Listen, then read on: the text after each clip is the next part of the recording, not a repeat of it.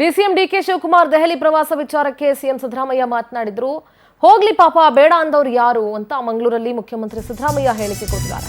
ದೆಹಲಿಗೆ ಹೋಗೋದಿದ್ರೆ ಹೋಗ್ಲಿ ಪಾಪ, ಯಾರು ಬೇಡ ಅಂತ ಹೇಳಿದ್ದಾರೆ. ಹೈಕಮಾಂಡ್ ಕರೆದ್ರೆ ನಾನು ದೆಹಲಿಗೆ ಹೋಗ್ತೀನಿ ಅಂತ ಸಿಎಂ ಮಾತನಾಡಿದ್ರು. ಮಂಗಳೂರಿನಲ್ಲಿ ರಾಜಕಾರಣ ಯಾವನ್ನೂ ಚರ್ಚೆ ಮಾಡಿಲ್ಲ, ಯಾವುದನ್ನು ಚರ್ಚೆ ಮಾಡಿಲ್ಲ. ಡಿಕೆ ಶಿವಕುಮಾರ್ ದೆಹಲಿಗೆ ಹೋಗೋದಿದ್ರೆ ಹೋಗ್ಲಿ, ಹೈಕಮಾಂಡ್ ನನ್ನನ್ನ ಕರೆದ್ರೆ ಮಾತ್ರ ನಾನು ಹೋಗ್ತೀನಿ ಅಂತ ಸಿದ್ದರಾಮಯ್ಯ ಹೇಳಿಕೆ ಕೊಟ್ಟಿದ್ದಾರೆ.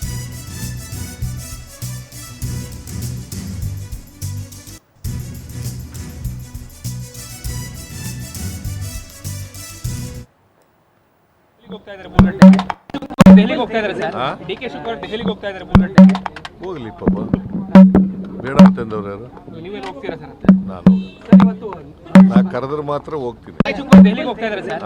ಡಿಕೆ ಶಿವಕುಮಾರ್ ದೆಹಲಿಗೆ ಹೋಗ್ತಾ ಇದ್ದಾರೆ ಬುಲೆಟ್. ಹೋಗ್ಲಿ ಪಾಪ, ಬೇಡ ಅಂತಂದವ್ರು ಯಾರು? ನೀವೇ ಹೋಗ್ತೀರಾ ಸರ್?